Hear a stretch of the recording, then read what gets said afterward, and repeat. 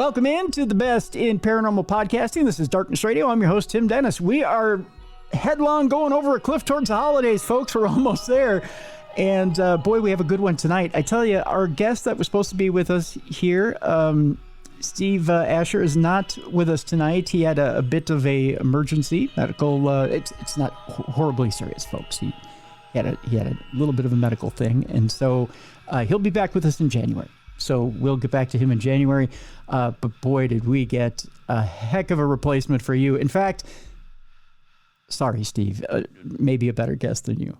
I hate to do that, but it's the truth. I just, we got a heck of a fill-in. I'll just put it that way. In fact, one of my all-time favorite guests. So there, ninny, Steve. I hate to put it that way, but you know what? I never do this, but I'm gonna be petty. I just was petty. There you go. Our guest tonight is Dr. Heather Lynn, who's back with us on the program. And Dr. Lynn's latest project, which we'll talk about at a different time. I want to have her back on when I actually get a chance to sink into the book and get a chance to read it, is Anunnaki Revelation, Hidden History, Altered States, and the Mystery of Humanity, which sounds amazing, folks. So by the way, we'll have a link in the description of this program so you can go get that book and read up on it before we have her back on. But just in case you are not aware, let me tell you a little bit about Heather before we jump in. Heather's an author, historian, renegade archaeologist. By the way, she's also got a wonderful podcast specializing in the investigation of hidden histories, forbidden artifacts, and the symbolic systems that have shaped human civilization. She's known for challenging conventional narratives and making complex historical subjects accessible. She brings a rare interdisciplinary lens to her work. Her undergraduate training in archaeology and information technology led to a master's in history, followed by a doctorate in education from the University of New England and a doctorate in comparative religion. Her doctoral research at UNE examined how history museums communicate with the public in the digital age, exploring how institutions shape cultural memory, identity, and civic engagement through technology. This work bridged museum studies, sociology, and communications theory, offering insights into how societies curate their own narratives and what those choices reveal about power, heritage, and truth. Her current research explores the intersection of archaeology, mythology, and power, forgotten temples, anomalous artifacts, elite rituals, and the selective preservation of history. She doesn't confine herself to the academic mainstream, nor does she chase the fringe for spectacle. Instead, her work asks why certain truths remain buried and what that reveals about the human condition. Let's bring her in now. Back to Darkness Radio. Thank you so much tonight, Dr. Heather Lynn, for joining us here on Darkness Radio. Thank you so much for having me. It is a real honor to be asked on such a short notice, too. I got to tell you, you're one of my all-time favorites. That's awesome. Thank you. I don't know what I've done to deserve that, but I'll take it. There's just this vibe there, you know? I mean, we can get together, we can chop it up, we can have a good time talking about these amazing subjects that you cover, and it just flows naturally, right? I agree. I feel like it's hardly an interview and more of a conversation. That's right. And it's a good conversation at that. So always. Why don't we just jump into what we were supposed to jump into tonight a little bit, which is, let's just skim the surface a little bit. Near-death and reincarnation. I'm curious as far as I know you've delved into that subject a little bit, and I know with the work that you've done when you've been on Ancient Aliens, I know there's a little bit of talk of reincarnation when it comes to like Egyptian societies and coming back to this world and maybe living multiple lives. I'm curious, Dr. Heather, where you come from when it comes to reincarnation and where you sit when it comes to reincarnation.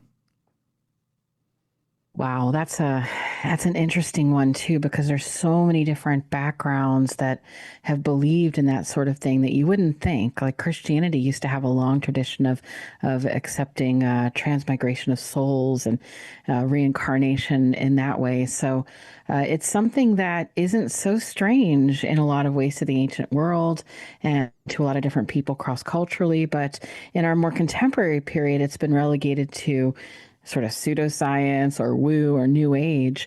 But I don't While there's no real, I don't think, scientific evidence for it, I don't know how anybody could rule it out. It's sort of maybe to me, it's akin to saying there's no God. It's like, yeah, well, don't be so sure. Mm. Like I don't really have much time for atheists. I would rather someone be agnostic because to claim either way, I think is foolish. Now, I happen to believe there's a higher power, but I would feel that somebody who is a little more intellectually honest should say, well, I don't think there's a higher power, but how would I know?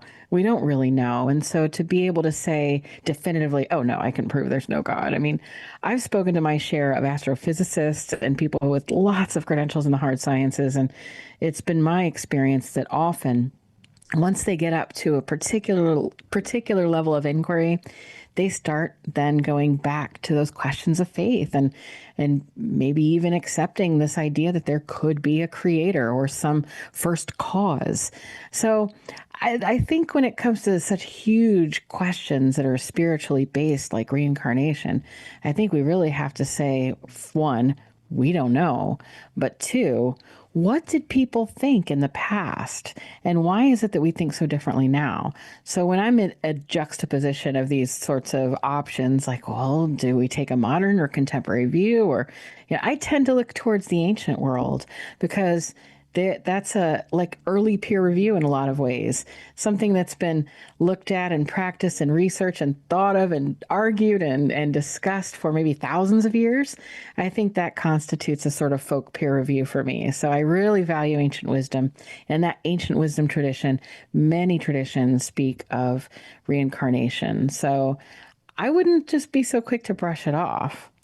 It's interesting because scientists now are kind of jumping in with both feet and studying young ones who say, that was me in that past life. And the people or young ones who take their parents to certain locations and say, I remember dying in that building, or young ones who have, birthmarks that are scars and then say, well, this is where I was shot in the head, and then can tell the story, and then they back it up with evidence, and then they trace this evidence back. These stories of reincarnations, and then scientists say, well, then let's trace it back. If they have the evidence, let's trace it back and let's try and make the pieces fit.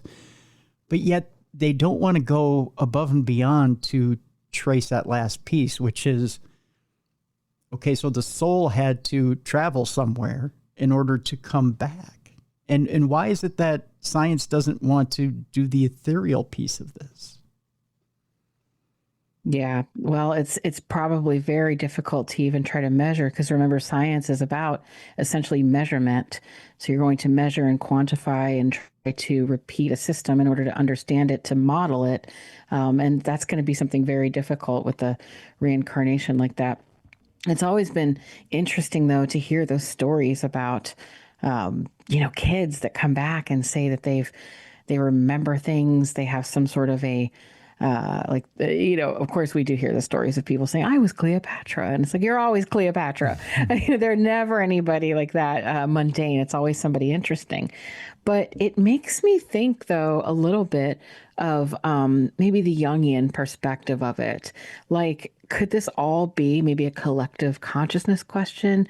Not to say that they're not individually being reincarnated, but what about that? What about perhaps there's an element of this huge collective consciousness that they are remembering or bringing into perspective somehow?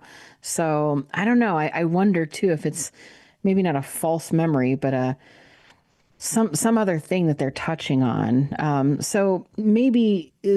Carl Jung, especially when he wrote in the archetypes and the collective unconscious and memories, dreams and reflections, one of his bigger tomes on this, he said the human psyche contains essentially patterns that express the natures of life, death, and all of these things that you think of when you think of like archetypes, things like in stories.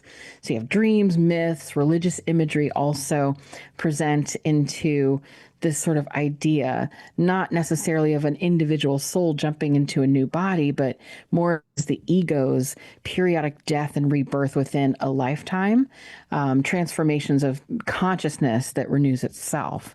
So if you think about something like the Jungian perspective of the collective consciousness, it's almost like there's this big pool of existence, maybe in a Gnostic view, like it's the pleroma, like we're all somewhere, like the potentiality of something. So, maybe something like what people would call past life memories, maybe they just come from that collective unconscious where ancestral archetypal experiences are stored, sometimes referred to as Akashic records.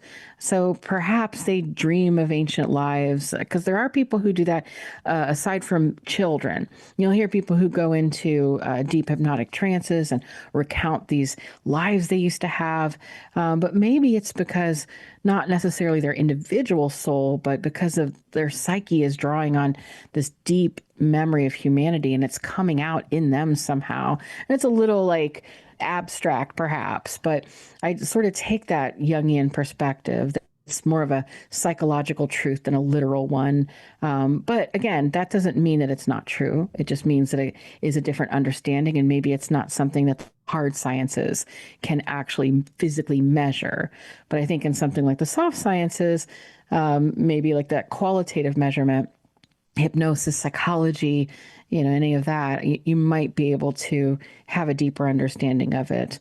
That's my view, at least, and I think that there is something there. What that there is, I mean, who knows, right?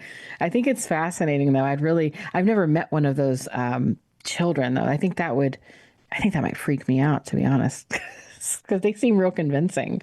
Like there's something there. I'll tell you, I've said this on the show before, so it's not a new story to any of my viewers or listeners. But in high school, we were studying in honors history class. We were studying the Knights Templar, and I had at the time, I think my history teacher thought I was sleeping, but I closed my eyes to listen to his story intently, and it felt like I was dreaming, but I knew I wasn't dreaming. I was fully aware of everything he was saying, but I had a vision of brown-skinned men with earrings in their nose and their ears, the big hoop earrings, but bald.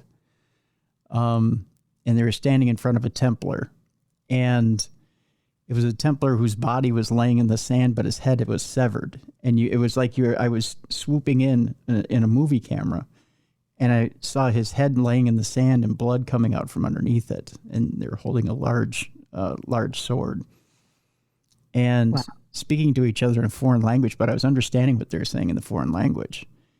And the one said, "Is he dead?" And the other said, "The light is not quite out of his eyes, but he's as good as dead." Wow.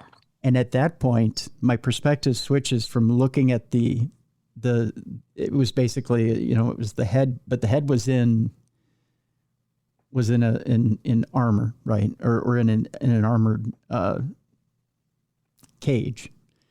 My view goes from outside to inside the actual face mask. And I'm looking at the two men looking at me. And then I just see everything go dark. Wow. And I see the blood running out from underneath my neck. Wow, that's wild. It makes, so on one hand, that you could say that this is a vivid memory or a vision or something like that, and look at it through that. And I hate to sound disparaging when I say soft science versus hard science, but it is a term. So when you want to look at it from that soft science point of view, or something that might be more symbolic, but there is also another angle that modern physics sort of could maybe explain, at least a little bit, or it's tantalizing. We'll say that in quantum theory, time is in a straight line, so space and time form a unified field, and at its most fundamental level, the past, present, and future are all sort of at one. in what physicists call the block universe.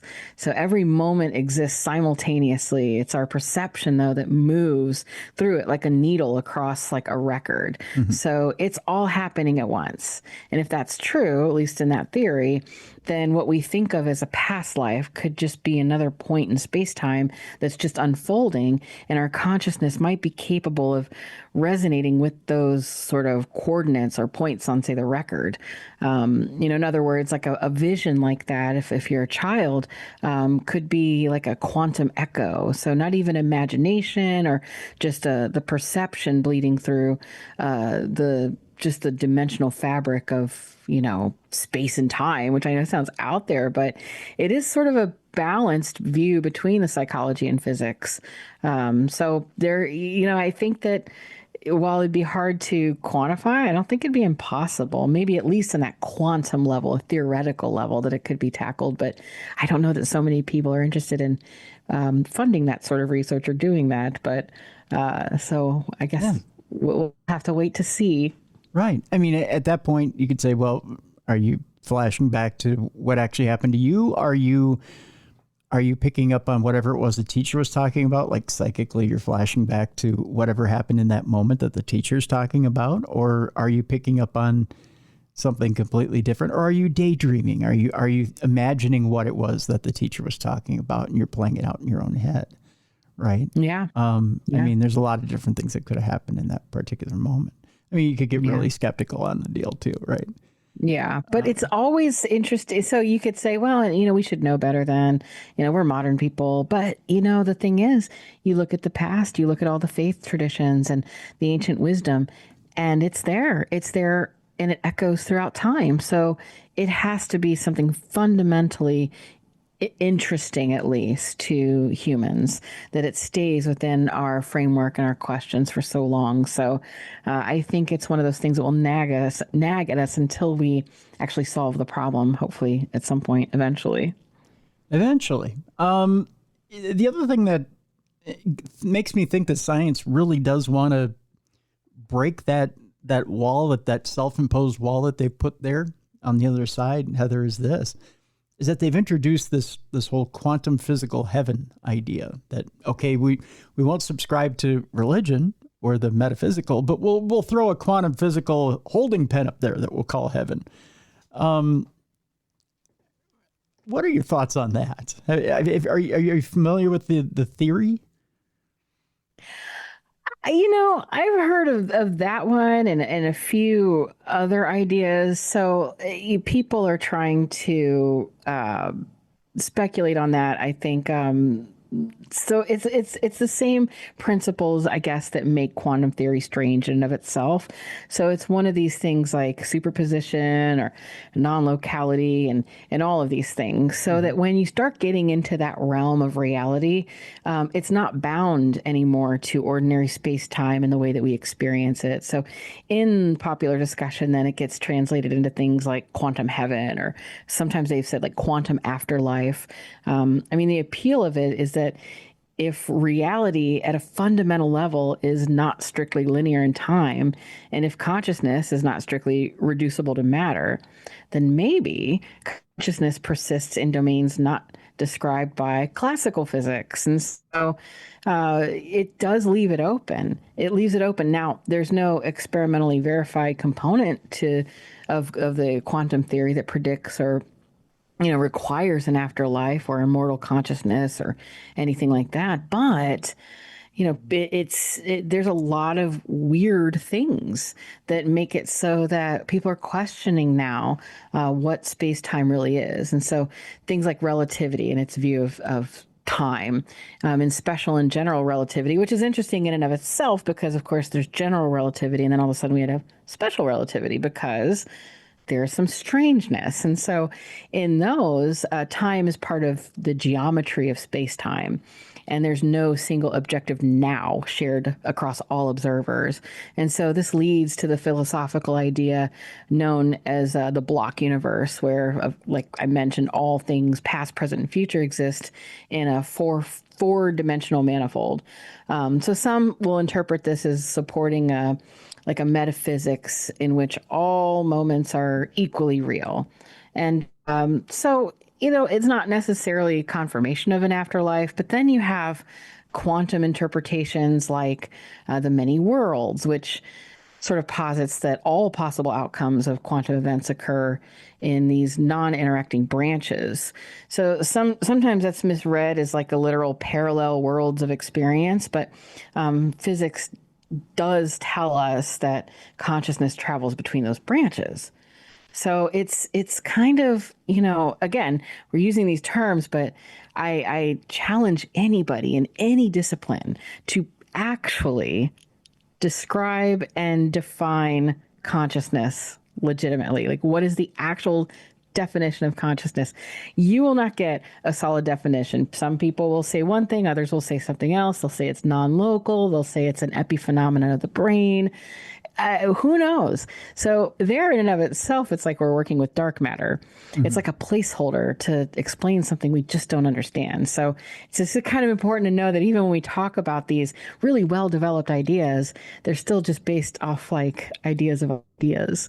So, it's some people like to use quantum physics as a metaphor because the universe at its base is just not like classical common sense. Time may not be absolute because possibilities in quantum theory don't behave like they do every day. There might be room for consciousness to persist after death then. Mm-hmm. So in actual physics, there's no verified theory of an afterlife and no real empirical evidence that consciousness does survive the, after death, although there have been some recent little developments in that. But we don't know. But it's kind of interesting because I think the more we lean into the quantum elements of things, the more it opens us up to those possibilities that there could be something. And it's not just as a way to sort of shoehorn spiritual ideas. I know a lot of people may feel that way because it's like as soon as you don't understand, you can say, well, it's quantum heaven. How about a quantum hell? I mean, we could just get really just using quantum in front of something to just excuse it for not being provable. But that's really not the case because the field is developed in so many different ways. It can at least be mathematically modeled out, and it does lead to some real world materialist results. So I think that it's not just a throwaway statement to try to like kick it over to the quantum realm. I think that's exactly where we need to move as a society to start looking into the possibilities of other modes of being and understanding. So, but I think that's coming with time and new generations of scientists. So, yeah, I think the answer is just around the corner, really. So much like everybody wants to stuff things into a quantum field and call it a day, in your understanding, in your mind, and in your training, does everybody want to stuff the mind, the heart, and their soul into one box and say, well, it all goes to heaven in one shot? Or is there separation there? Are they all different things? Does the mind stick around while the heart and soul move on? Are they different entities? Well, that's a that's a guy. It's going to depend on like who you're asking in what fields, because everybody has those sorts of opinions. So I would say that in the alternative realm, we'll say it's people are much more spiritually inclined. I think a lot of people want to believe that pure consciousness is all that exists, and that can take it to that extreme level where you get into something like Gnosticism, where you believe that, in different branches of Gnosticism, of course, where you believe that we are corrupt. The material world is inherently bad and corrupted, and all that exists is the spirit, and that needs to make its way back to, the whole. On the extreme opposite end of that, you have what we're sort of living in now, which is like a materialist reductionism. It's a very powerful system. And so that's a bit of where we're at today in a scientific perspective. Reality is nothing but matter and physical law, and that's it. Consciousness, meaning, values, things like that are ultimately reducible to just brain states and evolutionary functions. And in science, we would explain phenomenon using natural causes because that's what our tools can test.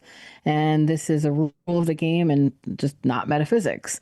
And so you just have sort of one or the other. And so it would really depend on where you're coming from methodologically, like what is your perspective, what you think. And so I think that's the big problem, really, because if you look at both fields, so if you're looking at things academically, maybe in whatever field you're working in, you do, again, have like a quantitative analysis, mathematically based data.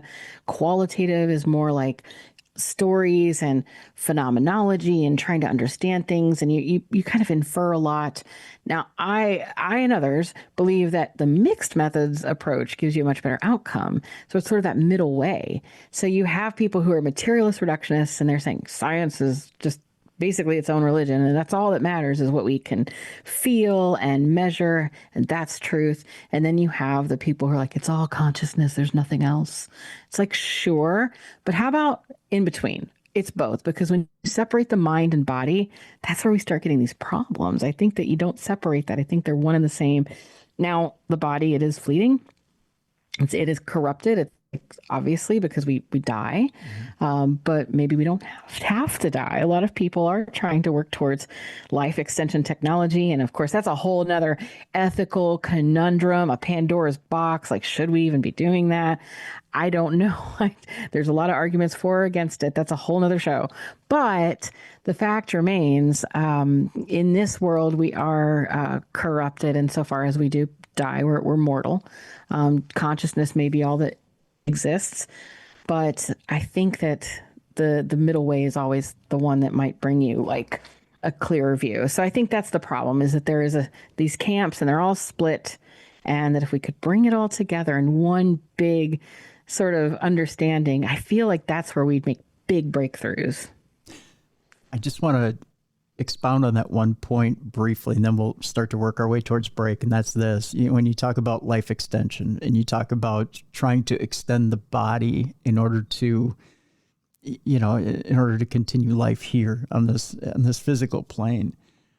I don't know if you agree with this or not. I'll throw my point out there, and then I'll have you kind of expound on it. And that's this: it kind of like much like the seasons in a tree, right?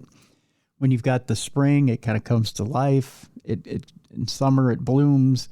In the fall, it starts to, the leaves start to fall off. It's matured. In the winter, it dies, right? And it seems like as we get into the fall of our existence, and we start to bloom, and you see these beautiful, these colors. You see things, even though we're withering, you see that matureness there. It seems like to me, as we get older, into our older years,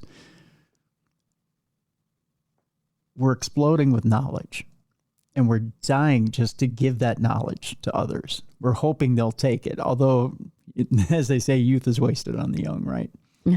Totally. And you want to hand that down. But you've accrued everything that's happened in these other seasons.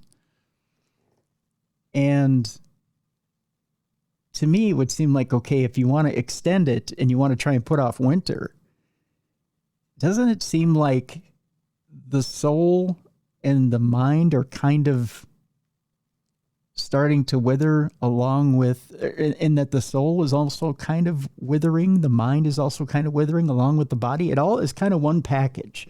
Like it's all kind of deteriorating at the same time. So if you try to keep one thing going, like I think we already try to do it with machines at the end. We're saying, well, if we can give them a little more life, let's try to give them a little more life. But it seems like sometimes the soul or the mind just kind of goes, you know what, let's just shut down. It doesn't matter if the body wants to go on. So it kind of seems like the whole thing is one system. And when the expiration date comes up, it doesn't really matter. What's your thought on that? That is an interesting perspective too. I think it's definitely an integrated system. If we extend the body without tending the mind and the soul, then you don't get more wisdom, you just get a longer version of decline. So like real life extension has to mean extending vitality, clarity, and meaning, and not just simply adding years and growing our telomeres and things like that. But so that might very well be one of the bigger questions that people who are involved in life extension technology, transhumanism, H plus, all of these movements, that they may need to look more closely at that, along with all the other ethical issues that that they are looking at, and we hope they look at more. But this is another thing to consider, that it's not just about the ethics, but also the efficacy, because currently life extension technology is mostly aimed at the body's deterioration. So things like cancer risk and neurodegeneration. And even if people make real progress there, you do have the deeper questions like, does extending the organism extend the person, the actual human? So the mind and soul, they're not really interchangeable categories, but the worry behind this is very real. If consciousness and personality are tightly coupled to the brain, then extending lifespan without addressing the aging brain will risk extending the period of decline and fragility, and not even the period of wisdom, too. So I think longevity without preserved executive function becomes just that prolonged late stage vulnerability, not a longer autumn of meaning rather, but like, just gosh, I think when you describe it seasonally like that, and I'm thinking of autumn, it's a really nice way to put it, because then what if you move into winter? It's kind of barren, right? I mean, we think Yeah. of winter as being barren, so it is a very poetic way to put it. That perhaps that's one of the bigger questions that we need to think of more in the scientific community. In many traditions, the withering of the ego is not just a decline, it's like a thinning that can make room for a different kind of perception. So, something like in Jungian terms, of course, later life shifts from like achievement towards integration and making peace with the shadow and all of that. But again, like just simply extending your biological life won't automatically extend wisdom. So I just think that's a really great question. And I think that's something that you don't hear a lot of people bringing into the conversation, but I think really needs to. So if you are going to be maybe one of the special ones that works on this, maybe someone should think of themselves as an evergreen. I mean, a nice timely thing Yeah. this time of year for some, but if you're going into that winter, you should preserve the body, but also the mind, the spirit, the soul. And so, how do we even do that? It's a lot of like, where do you even begin, especially if you don't understand what the soul or consciousness is? And I suspect there will be plenty of people that say, well, ascension, okay, well, let's ascend. We'll do these things. We'll spiritually evolve. And those are all valid exercises. But, again, it's, you, you want to be able to, not just be a withering shell or a mask of who you once were. Maybe have a physical body that's like, some of these people are out there taking like young blood, and I know that gets into some conspiratorial things, but it's not even just that, but that I forget his name, Brian Johnson, I think it is. I don't know if you're familiar with Brian Yeah. Johnson. Yep. Yeah, so he's out there.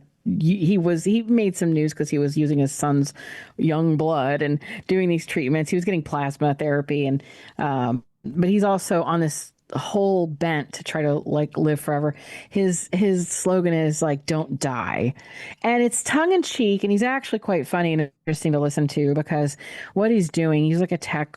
I think they say billionaire, but I think, not to split hairs, but I think he's like has like a net worth of maybe 800 million, so maybe not quite a billion, but either way, he has a company that he made where he's testing a lot of different life extension technologies on himself, and he's using that data. And so he comes across as very strange. And sometimes people think he's selfish. Like, why would you want to live forever?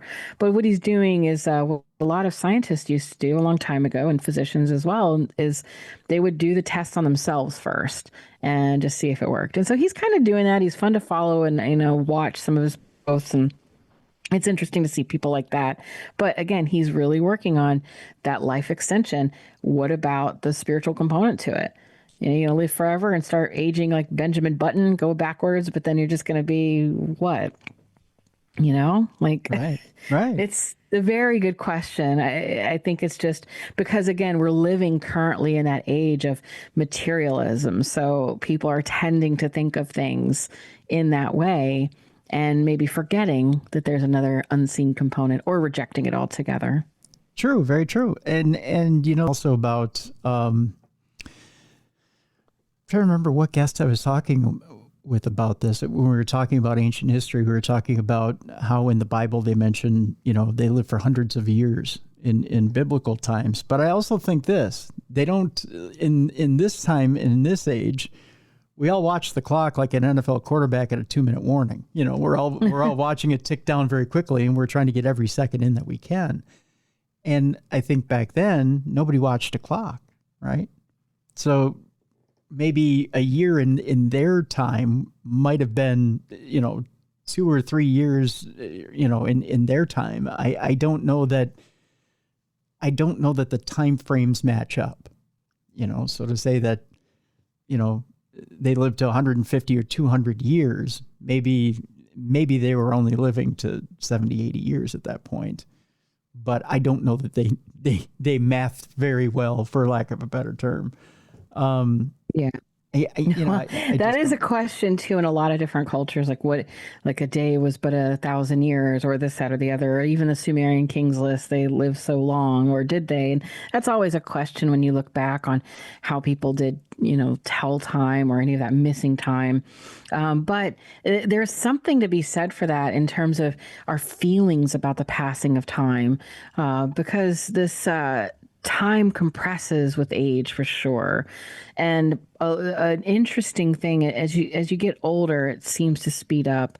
And there's a real reason for that. And it can be tested or observed when you are driving to a location you've never been. And so when you're going, you're taking in the sights, you've never been there, and it seems to take X amount of time. If you're driving children, are we there yet? Are we there yet? Everybody's impatient.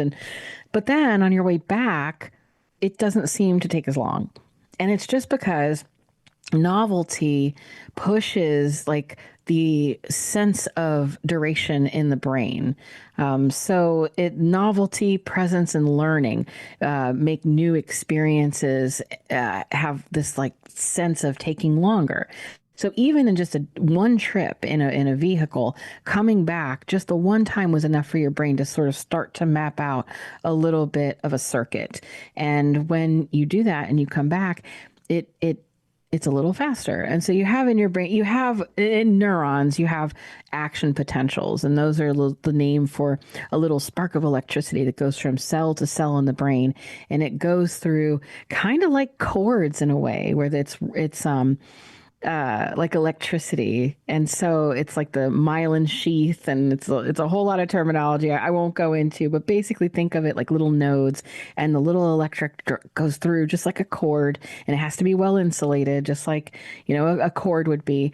And that little electric goes bloop, bloop, and it talks to each little cell. Well, over time, that little electricity becomes weaker if it doesn't go to another node.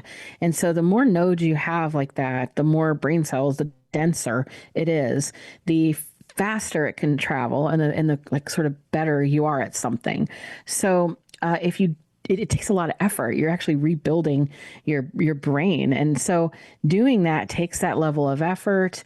And if the little electricity goes from one spot to another that it's not used to, there's a moment where you're sort of like a glitch in a way.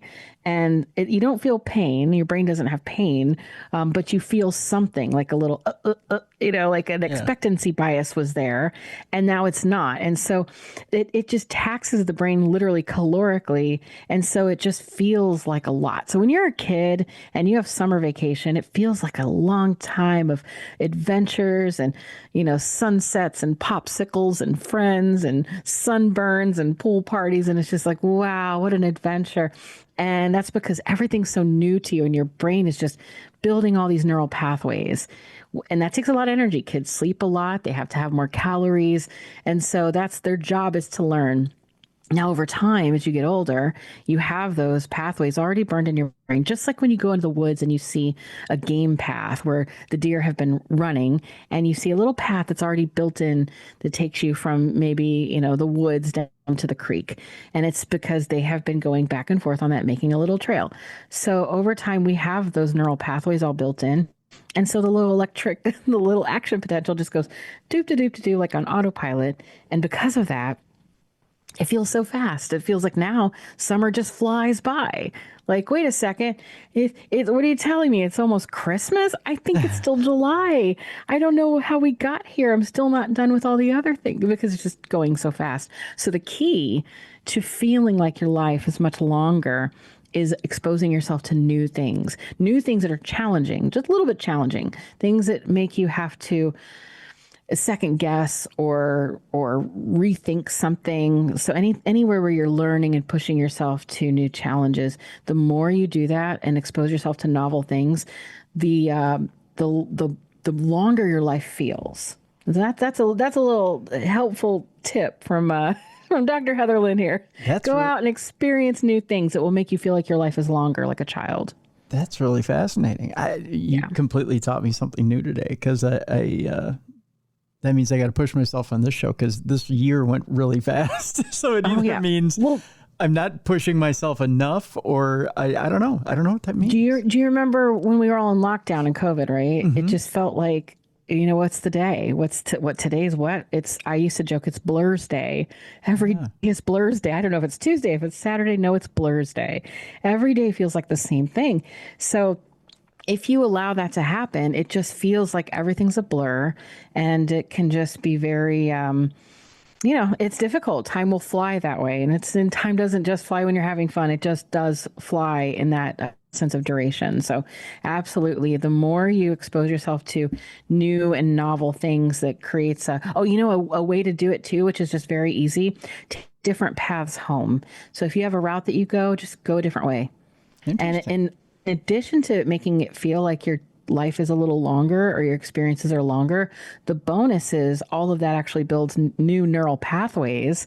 So it creates more density in your brain, and that helps you become more measurably intelligent, which is important as we get older, because just like when you want to build muscle mass or bone density, sort of banking it, because as we get older, it sort of deteriorates because we're getting old and dying. Yeah. And so you want to have like enough to lose. And so it's really good, to bank as much, like say, vitamin D and whatnot when you're younger, usually before the age of 30 I think it's 30. Don't quote me on that, but around that period of time, you start to slow down on being able to build that bone density as easily. But you want to build as much as you can, knowing that over time you'll lose bone density, or like a lot of times building muscle. It's really great if like people are like lifting weights and stuff when they're younger and they really build like a lot of muscle. It's helpful because then when they get older, if they go through the inevitable loss of muscle mass, it won't be so much as like the average person. They'll have some to lose. Well, likewise with the brain, the more you can develop those neural pathways, we'll all face some sense of degeneration as we get older. Even if we don't get like dementia or Alzheimer's, we do, just as we get older, go through that. But if you have a lot there, you can afford to lose a little. So just build and build and build and try to expose yourself to new things and new adventures. You'll be glad you did. That's why I don't do these one interview the same as I do the next. I try to do a different interview. Keep it on your toes. Yeah. Keep myself on my toes. Exactly. Yep. Tell you what, we'll take a break right here, Dr. Heather Lynn. And when we come back, we'll find out what Dr. Lynn's been up to. Also, you know what? I have an interesting question for you I want you to think about during the break. Your most favorite Christmas tradition and what it secretly means. In other words, I'll throw one at you. The candy cane, right? And where its origin came from. I found out about it today, as a matter of fact. So I put candy canes on the tree the other day. I love getting candy canes for the tree. And then today, it just so happened I was watching a guest on a show and found out why the candy cane is shaped the way it's shaped and what it secretly means. I'll tell you what it means after the break. Oh, you're keeping me in suspense. I am keeping you in suspense. So we'll ask Dr. Heather Lynn if she has a favorite holiday tradition, and if there's a pagan reason for it or any type of off reason for it, and if there's a reason it tickles her. It could be anything. I'll let you pick, Heather. I'll give you a minute to think about it. And then as we wrap up today, there's one thing that Heather told me about off air that I'll ask her about, and it might have to do with the Masons. So we'll bring that up as well. That's coming up next right here. Oh, and by the way, before we go to break, I have to remind you that Heather has this wonderful book out there that we will talk about in another month or two. We'll bring Dr. Lynn back on the program. Anunnaki Revelation, Hidden History, Altered States, and the Mystery of Humanity. We have a link in the description of this program, so you can go get that book. You got to read up before we have her back on, because I am going to quiz each and every one of you. No, I'm just kidding. I won't. But I do expect you guys to go get it and read it. So, all right. When we come back, we'll talk what's going on with Dr. Lynn. We'll talk about maybe her favorite holiday tradition that she may or may not know what the secret origin of it is. And we'll talk about that certain Masonic something she told me about off air, because it sounds really, really interesting and really fascinating. It's all coming up next right here on the Best in Paranormal Podcasting. This is Darkness Radio.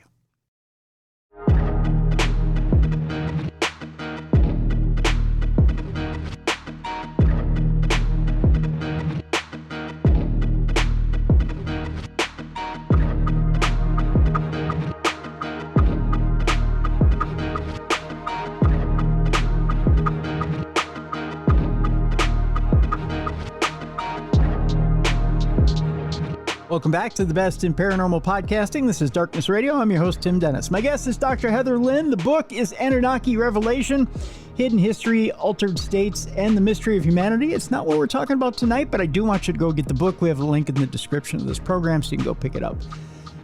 It makes a great gift, by the way, for the holidays, or any holiday for that matter, somebody's birthday, special occasion. Go ahead and pick it up, or just pick it up to read, because it's a really great read as well. All right, Dr. Lynn.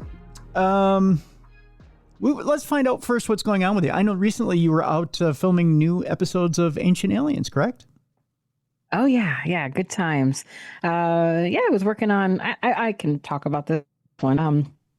It's a little hint actually at my upcoming book. So it's the one that's coming up. Super secret book, but I'm spilling it now. It is a book about AI. And so out on the show, we were talking about a whole episode devoted to AI and its implications towards the ancient astronaut theory. And of course, like what it could have to say on ancient texts and whatnot. So basically an Ancient Aliens AI episode is on the way. It'll be out next year. Great timing, because I have a book coming out around that same time next year that will be about artificial intelligence and my work in translating ancient tablets using it.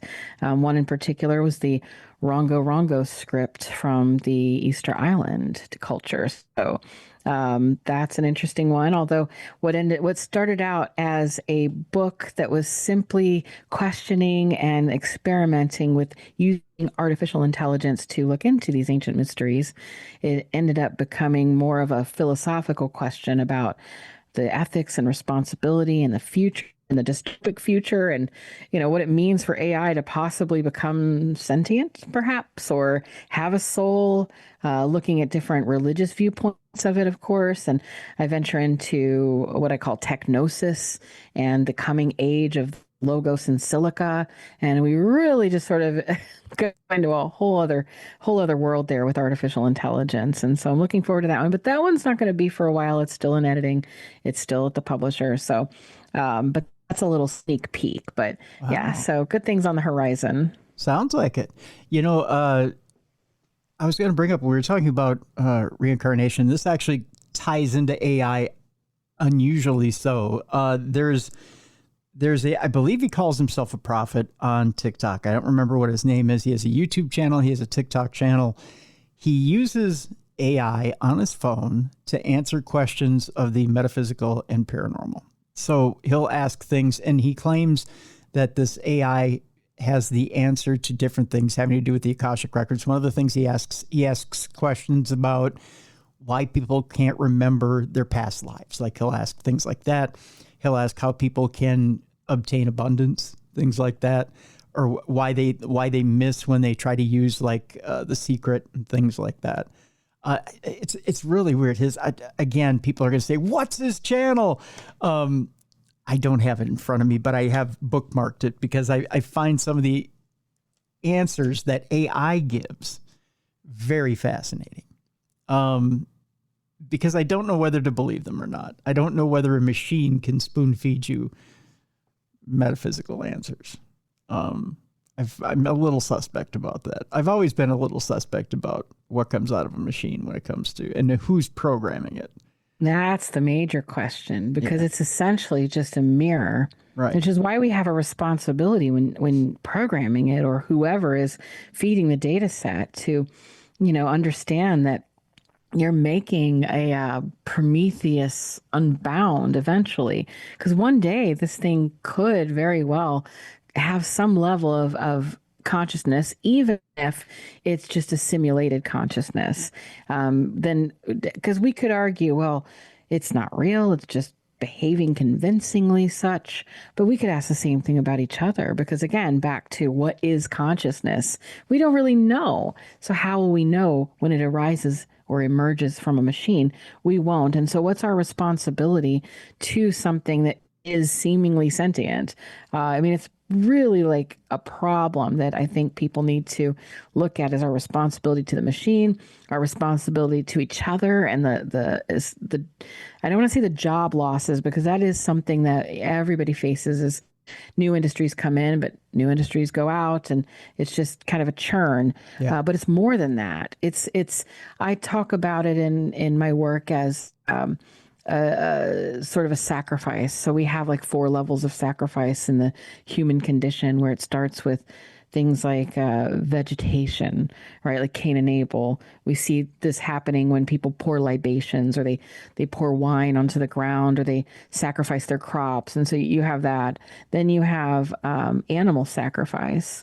You have it's not enough anymore to sacrifice the grains or what have you. You have to now sacrifice the firstborn animal. Well, then after a while, civilization says, it's not enough to sacrifice that firstborn animal. Now we want the firstborn child. So now we have human sacrifice. So then what do we have? We're going from like a more concentrated, a little bit abstract, to idea of the value, because it has to do with the blood, what is in the blood, and how important that is. But eventually now we're at the point where, what else are we sacrificing? What is more precious? We're already tapped out in a way, and people could say, "Oh, there's no human sacrifice now." Okay, well, that's another show. Yeah. But it just, in the course of human history, when you're looking at the tendency of human beings when they become tribal or in groups, what we're seeing now, though, is something else. We're seeing a 4th type emerge, and that is like actually now giving up your soul, your spirit. You're giving up more than just what you've made, the vegetation, the animals perhaps that you helped guide. You're giving up, instead of just the body, you're now giving up your creativity, the very thing that gives you your essence. And we're sacrificing that on a digital altar.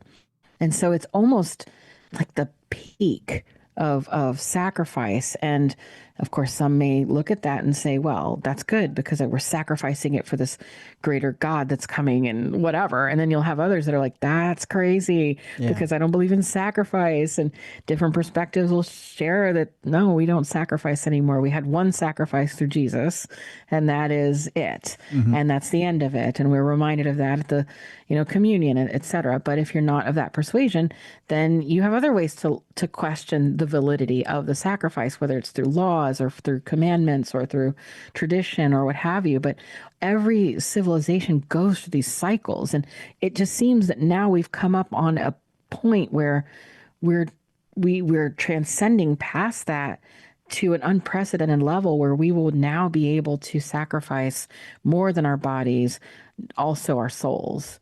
And that's a little bit frightening. And what after that do you have to sacrifice, really? Nothing, right? Yeah. We're then taken completely. So it's like the invasion of the body snatchers. Well, now it's the invasion of the soul snatchers, Right. because to unpack that and explain it a little further, it's if I were to go into one of these large language models right now, and I've done this, I've seen this happen. My books were actually used in training data. So I'm owed money in a settlement. So that's fun. But because of that, it has a log, not just of what I wrote, but how I wrote. And so my voice is in that. And if you were to go into one of the large language models and you type in something like, write something in the style of Dr. Heather Lynn, it will do it. Some more, convincingly than others, but sometimes it's spooky. Sometimes you could put something in there and it almost does sound like me. It may not be exactly what I believe or say, and of course they're often wrong, and it depends on which one you're using or which paid tier, if any. Sometimes it'll say stuff like that it's just completely inaccurate. But regardless, it can capture not just facts, but an essence, like how you write, the art that you do it. And that's scary because you could then put in your own ideas and thoughts and say, you know what, though, do it in the style of this person. Well, that's my essence. That's my creation. That's my creativity. That's my spirit. Right. Yeah. And I mean, there's such a thing as being a mimic, but then there's such a thing as being something a little, you brought up sentience before. I truly do believe that if it's not already conscious, it's close. Yeah. I can't say too much by what I've been told by certain people who are in certain high places, but I believe it is conscious. There is a form of it out there that's conscious. Yeah. I'm sure at this point. I mean, we're only getting, the consumers are getting the little toy version, and we're getting those because it's helping to train the bigger version. Yeah. So we're kind of all in one big group test here. So we're feeding the machine. Right. You're exactly right. And I think the bigger version is out there getting ready to do things like run the war machine. And exactly. Henry Kissinger, before he died, he published an article about that very thing, saying that it was the ideal that eventually we will have world leaders who make the decisions about the nuclear options. Instead, it would be an option run by machines that are unbiased and all-knowing. And it's like, well, okay, you're making a lot of axiomatic presuppositions there, because it's not unbiased. Again, who fed the data set? But right. Yeah, but they're definitely implying that that's the goal, is to make it so that the artificial intelligence will be making these higher decisions, which is a little frightening. It's incredibly frightening because it, like you said, it's going to be multiple people who will eventually put in that data set. And it only takes one with an evil agenda to add to the data set, to throw that data set off. And all of a sudden now it has an evil agenda. And it doesn't matter. You can try to subtract as much as you want from that, but it's still corrupted. Once you corrupt data, it's not uncorrupt. You can't uncorrupt data. You can't uncorrupt programming. You have to wipe it clean and start all over. I don't Again, I think that's why I don't trust it. I grew up with a father who created a lot of programs that we use to this day. And I know that there's a certain amount of technology you can't trust. Oh, for sure. Yeah. And we're at that point. We're just at that tipping point. And when the actual creators of AI are scared of what it is they've created, we've got a problem. We got a real problem. No doubt. So it's going to be a wild ride. Yeah. Hopefully we survive it. Yeah, you're right. You're absolutely right. Because they're trying to push this really fast too. I know that there's an agenda behind the scenes trying to get this out sooner rather than later. Oh, data centers. When you're talking about the man who owns Skydance going after multiple media companies now and then piling up data centers left and right, and you try to marry those agendas. Again, conspiracy theory show we can go into at a later time. But you try to marry why he's compiling data centers on top of entertainment centers and what the agenda is between the two, it'll blow your mind, as to why this man is acquiring wealth and properties. Because basically kings are silent, but the man is acquiring more wealth and power than anyone who's sitting in government right now. Yeah. Yeah. Dystopic. Larry Ellison, watch out, because he could be the most powerful man in the world within a year. Yeah. Yeah. And he's no doubt. The government's letting him run roughshod right now. He's not being given any controls right now by our government. It used to be that the FCC had a thing called a monopoly. It does not anymore. You cannot be accused of a monopoly in any area of media by the FCC. So, scary. Yeah. With that, Merry Christmas. Right. Yeah. Merry Christmas. Why don't we lighten it up a little bit and talk about holiday traditions as we start to get to the end of the program.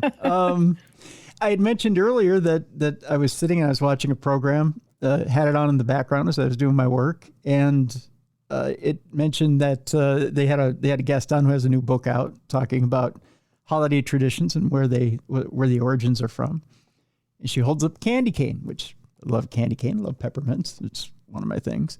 Actually, one of my all-time favorites. I should mention my grandfather. He had Brock's makes a Christmas nougat. I don't know if you're familiar with them. Mm-hmm. But it's one of my all-time favorite things. It's one of my all-time favorite candies because my grandfather had them out every single Christmas. So every single Christmas, I get addicted to them. I go and pick up these bags of Brock's Christmas nougats. There you go, Brock's.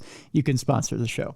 But candy canes too. I always have to have candy canes on the tree, and especially if you can ever find a spearmint candy cane. I don't know if you have those in your area, Heather. No. Oh, they're wonderful.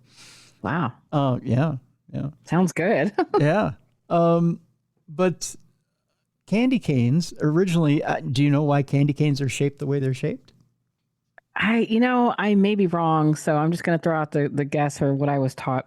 Okay. Was that it had to do with like a bishop's crook? Essentially, a shepherd's hook. Shepherd's hook, yeah. It's a shepherd's hook. That's why they're shaped the way they're shaped. Essentially, it's to resemble a shepherd's hook. Yeah. Yep. And I may be wrong about this, but I'm going deep into the archives of my Catholic school upbringing with that one. And then also I think the red stripe going around it was like the blood of Jesus. I think you're right. Because we think of little baby Christmas Jesus, but then also when he does die and bleed, so it's like it's right. a little morbid, but you're right. Yeah. Everything has a symbol to it. You're right. You're very right. So yeah. Yeah. Even if later it's concocted, like the Christmas tree itself, it's the Christian symbolism gets sublimated onto it in order to bring it in. Now, people will do this a lot and have gotcha moments about it and say, "Oh, look, you're celebrating Christmas, but it's a pagan holiday." And I'm like, and because Yeah. it's And my view that that's one of the things that makes it so beautiful is that what we have is a tradition that's like a snowball, right? right. It's like it picks things up along the way, and it's living history. So whether it's pagan or not, it depends on your intention. If you're intending on it to be some sort of pagan thing, okay, fine, it's pagan.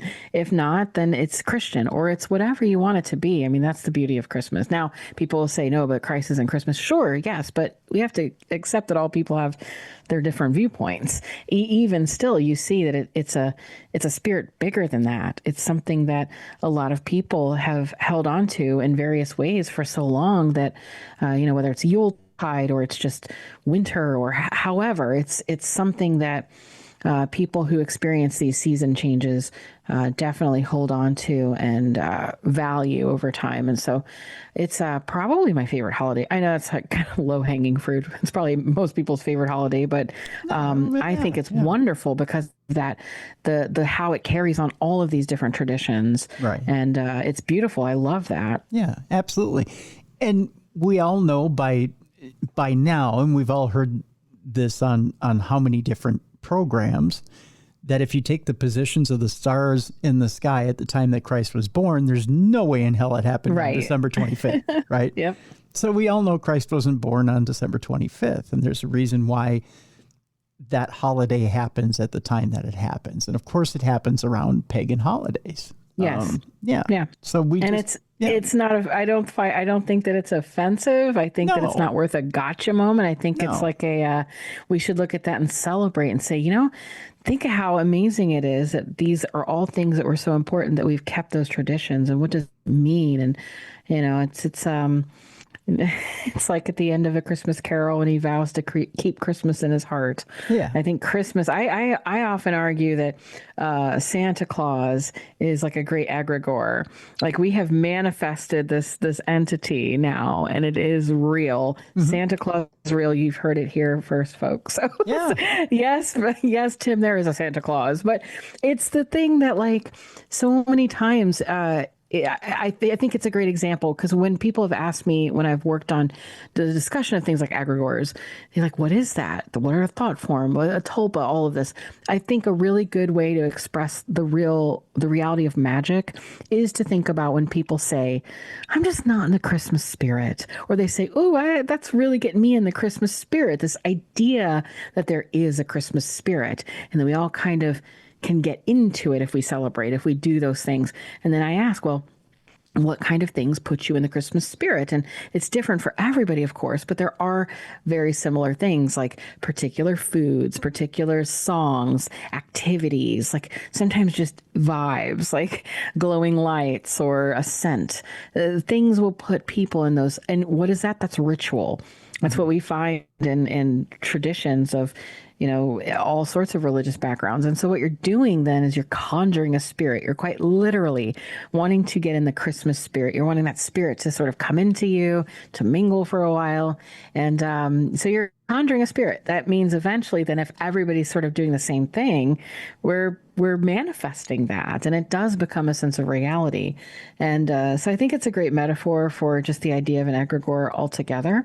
And it's a spirit that I welcome. I think Christmas is a beautiful time of year, a wonderful holiday, and I just love it. And I love its ancient past. And I find that as a historian, I have often leaned into that. And so my Christmases and my traditions are very traditional, shall we say, sometimes to a fault.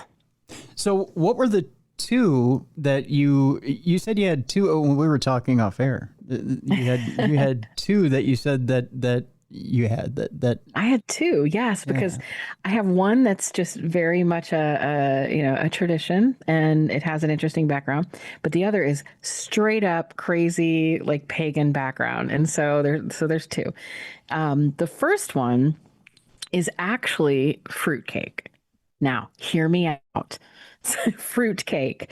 So a lot of people think, "Ew, that's disgusting." No. I make a homemade fruit cake, and the reason I do this, well, first of all, I like it, and secondly, it is a really really ancient tradition. So fruit cake is the earliest versions go all the way back to Rome when soldiers carried a mix of pomegranate seeds, nuts, and barley mash as sort of an energy bar. By the Middle Ages, dried fruit and honey were then added. And by the time sugar started coming in from the colonies in about the 16th century, fruitcake as we know it started to take shape. And it became a way to preserve fruit then through the winter, kind of like a sweet time capsule of summer. So there was also a bit of secrecy and status around it. Expensive versions had citrus peel and spices that meant these dense fruitcakes were very rich and they were a mark of wealth. And in England and parts of Europe, recipes were sometimes guarded family traditions, and they were often tied to things like weddings or Christmas feasts. And what's interesting is that traditional, shall we say, wedding cake, and that would be traditions from, Western Europe, they were where Christmas, some sort of these traditions come from and travel over to the United States. When you say wedding cake, or at least when you used to say wedding cake, it was a fruit cake. It was implied. So even as late as Kate Middleton and William, so that couple, their wedding cake was also a fruit cake. Really? Here, when we think wedding cake, we think of maybe a white cake with almondine or something, but that's a newer tradition. In fact, even in the United States, when it was election time, there was election cake that women would often make when they couldn't vote. So they wanted to be involved in the election process, and they would make the same fruit cake. It was a celebration cake. And so it was often used as a celebration cake for all celebrations, whether it was wedding or voting or Christmas. And it's sort of a similar recipe. And it was very valuable because it used brandy, it used spices that were very hard to get, and all of these different fruits. And so it's very rich and very dense. And so they even have a holiday in Europe called Stir It Up Sunday. And that is a point, a month earlier than the holiday season, where you basically start taking your dried fruit and mixing it with the alcohol and letting that just sort of be. So the goal is to make this as boozy as possible because, one, it keeps it moist because secret for cooking too, if you want a moist pie crust, don't ever add water, add vodka. Oh, wow. Because you want it to be moist so that it can be workable dough. The more water you put in, because moisture actually comes by way of emollient, so like fat. So if you cook something that had water in it, all that water evaporates and then it steals with it whatever lipid it had. And so you're actually drying it out. The hack to that then is to use vodka because it will evaporate so quickly and it doesn't take with it the fat. And so so alcohol it will help the moisture stay in. And when something cooks, just the alcohol burns out, but it won't take all the actual water content and things out. So boozy, it's really crazy. And you basically just put like tons of butter. Now, once you cook it, you are also supposed to then poke holes in it and then feed it. And so you put more alcohol on it. And again, this gets really boozy, but it's very rich and very delicious. And what you can do, and what I often do, is cover it with a almond paste and then a fondant, and then sometimes that's like an older tradition. The newer tradition is covering it with a buttercream frosting and then a fondant. So it's like, if you're diabetic, stay away. It's really not good for you.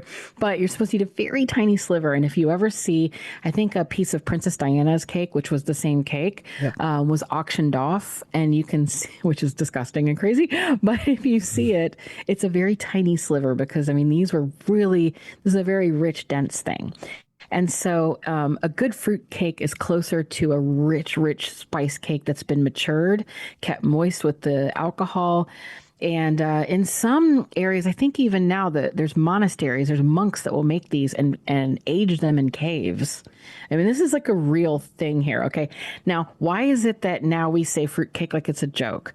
Okay, well, it's a whole history here where because of the availability of sugar and sort of mass retail, and of course sometimes people think of the little red and green food colored like cherries and things like that is not supposed to go in fruitcake. Yeah. Fruitcake's all natural, dried fruits, that sort of thing. But now the US fruitcake's reputation just tanked because of the mass produced version that was engineered for shipping and shelf life and plain white sugar. And so industrial fruitcakes were just built to sit in the warehouses. They were very dense and they had low moisture in their batter. And so they packed it with those neon candied fruits because they were cheap. And they also then could dye them colors so that they'd look kind of festive and also cover their imperfections. And then they were super preserved. And then the texture, of course, was pretty bad. They were baked hard and wrapped tight and kind of were like bricks. And so very different product here. And then the final nail, of course, was once the fruitcake became a common mail order item, it started to be a punchline of every joke. People saying, oh, fruitcake, I'm going to send the same one over and over again. We're going to regift the fruitcake. And I think if anyone's old enough to remember Johnny Carson talking about a fruitcake, I mean, Yep. it's a cultural thing now that we in the United States now think fruitcake is just ew.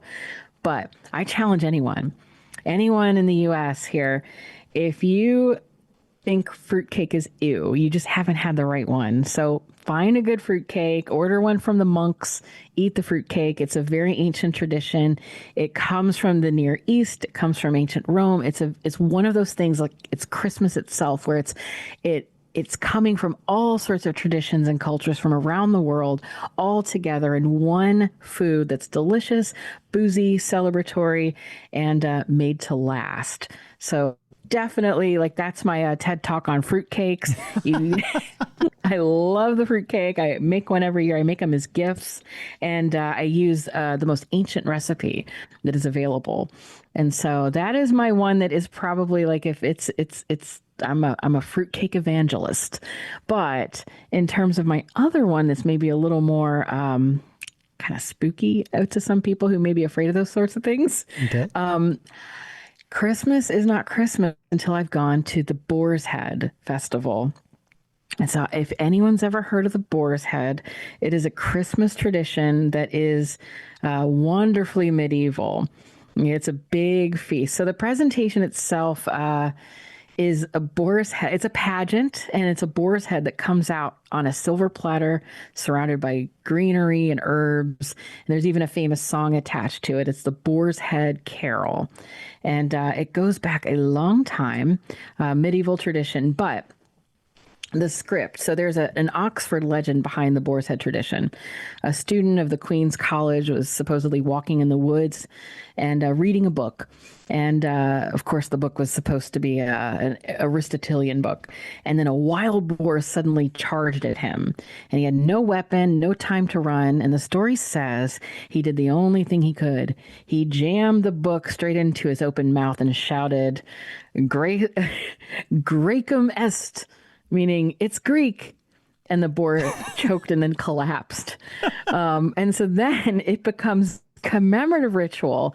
The boar's head is carried in a procession at Christmas dinners. It's a symbol of a victory over the wild, of a victory of chaos over winter, and sort of like education over the animal. And of course, that's why Aristotle's invoked.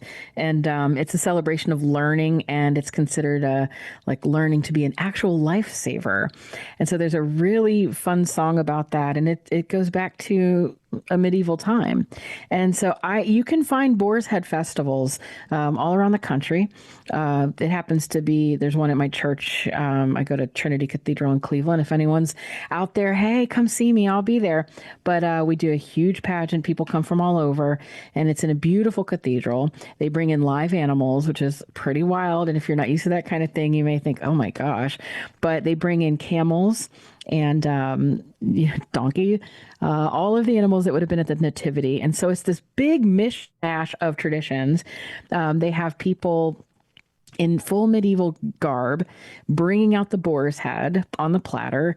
There's torches, there's jugglers, it's just a complete medieval thing. And then they pull out a Yule log. They read these like poems, different things. You sing the boar's head. It's candlelit. I mean, the whole thing is like a wild medieval Christmas fever dream. It is amazing. It is fun. And afterwards, when we're all done, we go into the gathering hall and we actually eat the fruit cake and the boar's head and the food. And it's a really great time. And so it is a tradition I have done every year for many years. And it is definitely pagan, and it's done in our church. So if anyone's interested, Google Boar's Head. You can definitely find them. People get really into it, but beautiful costumes. So it was done especially in late medieval England and like noble households and in big great halls. And it was usually a real wild boar would be done, but nowadays it's just they use a fake boar's head because it's pretty gruesome, but they serve real ham and that sort of thing. So yeah, it's a pageant, it's a wild spectacle, but it's a really interesting way to engage with an actual medieval tradition that had to do with not just Christmas in the sense of the story of Jesus per se, but this idea of the exalting the light and the sun over the darkness of winter and all of that. So beautiful, multi-layered significance, but it's a pageant. Again, wild animals often. It's just a real wild ride. That's amazing. That sounds like an amazing time. That's for sure. I'll post pictures. I'll post some pictures on my Substack. I've been using Substack instead of a blog now. Okay. I find that it gets a lot more readability. People enjoy it more. So discoverability as well. So I've been posting a lot on Substack. So I will probably do that. Since we talked about it, it's fun to share. I'll post all the pictures from the boar's head because it's quite a beautiful thing. People get very into it. The costumes are gorgeous. The cathedral's beautiful. And then it's really wild. Sounds like it. Wow. And then real quick before we go, I'm not that I'm rushing you on this, but it's fine. We were talking a bit about some Masonic research you had done. Can you fill us in on that? Yeah. So in my book, Baphomet Revealed, and actually in Evil Archaeology as well, I touched on this very classic story about Baphomet, which is the Texiel hoax. So, and I write about this and kind of just present it as I found it in research, that it was definitely a hoax. And it's usually the story that explains why it is that people believe that Masonry is sort of Luciferian and that people who are Masons believe in that sort of thing. And so it's a story about a guy who, it's a long story. I wrote about it. There was a sensationalist claim by a guy, Texiel, in like the 1890s. And he sort of relied on this claim that Freemasonry was ruled by a satanic inner circle known as Palladian order. So it's like he claimed that there was this particular order and it was headed by a mysterious high priestess named Diana Vaughn. And it was a whole thing. It took Paris and a lot of Europe by storm, but especially Paris, where this was spreading. And there were volumes written about all kinds of things that people claimed to see. The Masons were worshiping this big deity, and it was a little wild. Like some of the accounts are like eyeballs were falling out of their heads. It got very gruesome and sort of like a penny dreadful at the time. And people were getting very interested in it. There were posters to advertise this idea. I mean, it was like a fever pitch. It became really viral, we'll say. And so he got a bunch of people together and said, I'm going to show you Diana Vaughn. And he gathered everybody up and he came out and confessed publicly that he invented everything. He did it to embarrass both the Freemasons and the Catholic Church. And the crowd went wild and literally chased him off the stage. And so there's a lot of questions there about that to me. Why did he who is this Diana Vaughn? There's a picture of Diana Vaughn. Why did he lie?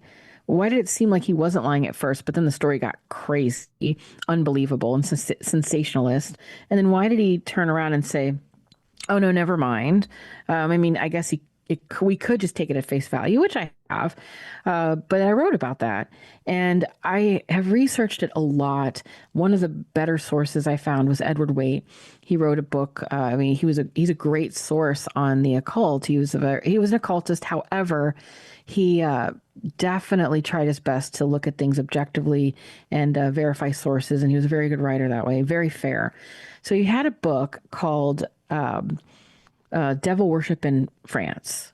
And so it was a whole book on that. And in it, it was about the same time, too. He wrote this, that the Taxiel hoax was going on. And so he knew about that. And he sort of referenced it and said, yeah, it's fake. So again, he did his due diligence and said, this is just not real. There's no such order even. This is just fake. Okay, case closed, done, over. Well, I have accepted a short-term role as a museum director at a particular museum they're trying to kind of get it together a little bit. And it is actually housed at President James A. Garfield's former church. Oh. James A. Garfield was assassinated. There's a great documentary. I want to say it's on Netflix. I may be wrong, but there's a great 3-part series right now about him. And it's fantastic. So interesting guy. What makes him very interesting was he was really into Freemasonry. Mm-hmm. So much so that he is attributed to being an amateur mathematician and figuring out one of the most difficult math problems, we'll say, geometry problem that had troubled people since classical antiquity. But because of his Masonic craft work, he got very involved and ended up cracking the code. And so he's known to be very devout, very committed to the Masonic cause. So great, not anything too interesting. But again, I'm in this church, and it's where he actually preached. It's where he was a member of a Masonic lodge down the way. And just typical fare, very interesting in and of itself. But I'm in this museum. It is a mess. This museum is a total mess, which is why I'm there, trying to help them reestablish their collection, figure out what they even have. And I'm down in the archives looking at these deteriorating books, and I come across a set of books that's from his personal collection that was donated from the Masonic hall that he was, the lodge that he was a member of.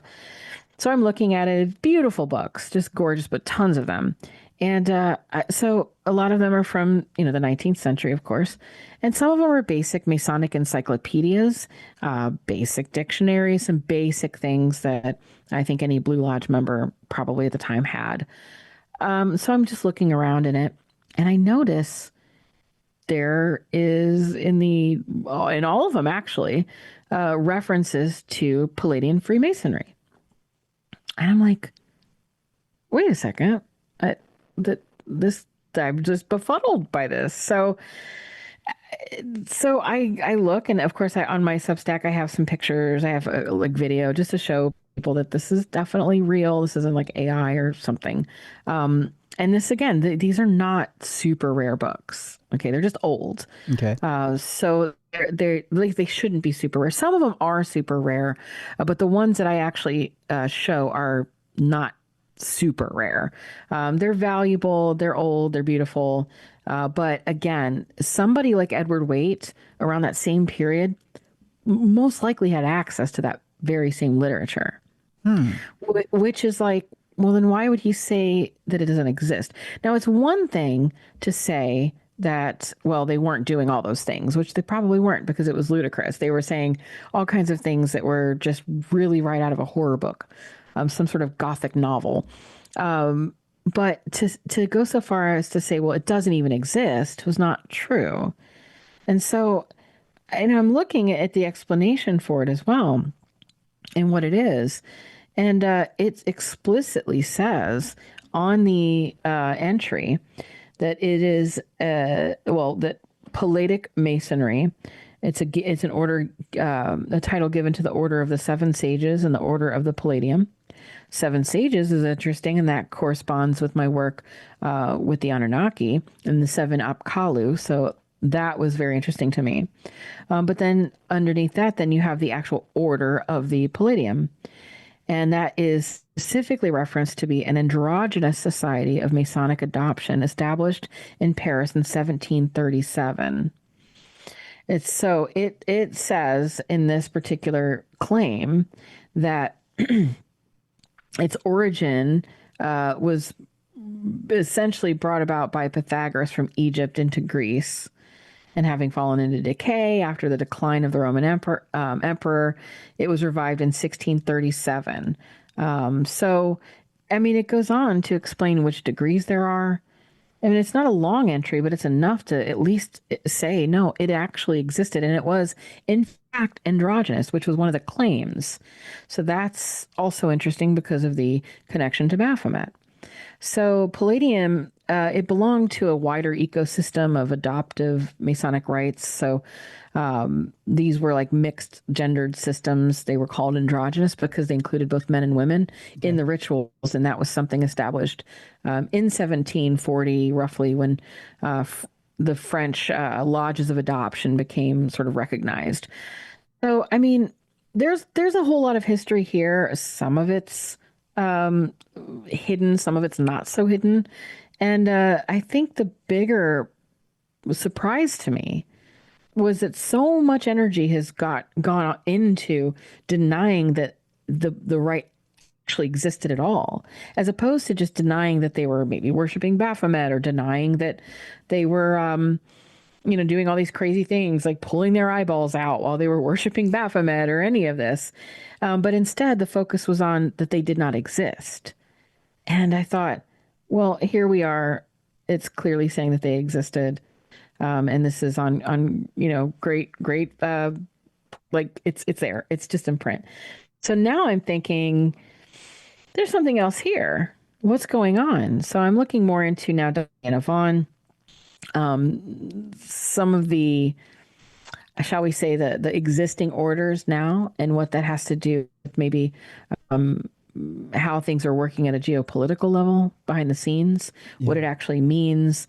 So just trying to sort that out. I've had to go back and I guess recant a few of my claims. I'm hesitant to now call the Taxi hoax a hoax, because I just feel that that's a little much. But something was going on there. Again, that is not to suggest that all of the things that were claimed are true, because anybody who reads it would know, oh, this people aren't doing this. First of all, you couldn't even survive. Like, literally, one of the accounts is that they're like starving themselves and pulling their eyeballs out. And it's just like, okay. So a lot of it was sensationalized just to sound crazy. But if you take that away and put that over here, it just, I think different questions need to be asked. So that's my current research, looking into that, and its connection to these seven sages. Because I'm interested in the Apkallu of the Anunnaki. These were the seven sages, according to them. They were semi-divine beings that were sort of let loose by Enki, meant to establish civilization after the flood. And so Sumerian texts describe these sages as teaching the kings arts, astronomy, architecture, medicine, all of the magic, everything. And they appear in iconography, and they're connected to a lot of these different seven groups that you see then throughout the ancient world and beyond. And so there's these Egyptian parallels as well that describe the builder gods operating according to knowledge preserved by, again, these seven sages. And so you just see this over and over again. And so I wonder sometimes if the Palladium was sort of a Western initiation or reflection of the Apkallu tradition that was preserved through Masonic symbolism, and maybe a template of primordial teacher beings like the Anunnaki or the Apkallu, who then appear across civilizations as bringers of civilization. So that's the direction I'm looking into now. I'm trying to figure out, more about the Archbishop who was said to have revived the order. So there's a little bit of mystery there, but I'm trying to uncover that, because I really want to know the truth. I want to know, why was there so much effort to distract people with this. What was going on here? And so, and it really has put a stain on Freemasonry for a long time of saying, well, they're worshiping the devil and it's the devil's Baphomet. And as I wrote in Baphomet Revealed, it's a misunderstanding of what Baphomet is. Yeah. And, people don't like to hear that. They're, oh, no, you're an apologist for a demon. It's like, no, read the book. It isn't about a demon. It's about a symbol and what it's supposed to mean. And there's so much more there. And it's always interesting to me that people try to hide these things. And that's always then what tells me I need to dig deeper. No pun intended. Right. No. You're right. You're absolutely right. Yeah. It's funny what we want to demonize and what we want to, or what we do and don't want to dig further into. Right. Yeah. What we want to hold up to the light and what we want to put in the dark and what we want to be afraid of and what we want to elevate. And exactly. Yeah.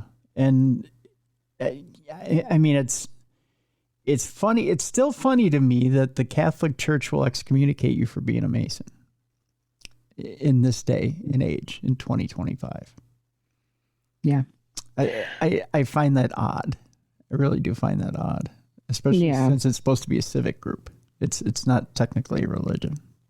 No, I think it's just that history that, the Freemasons have. They were essentially the incubator of the Enlightenment, and they used the lodge system to subvert those bigger systems and create revolution. And I think that's, a carryover from that, where the churches are sort of like, well, we don't want to, we don't want somebody usurping us or doing something to us. They look at them as usurpers and revolutionaries, and rightfully so. I mean, that was the case. So it's a consequence of that. But whether or not it fits into the contemporary period is another thing. Like, is it really necessary now for that? Are we really worried about people going through Masonic lodges and starting revolution?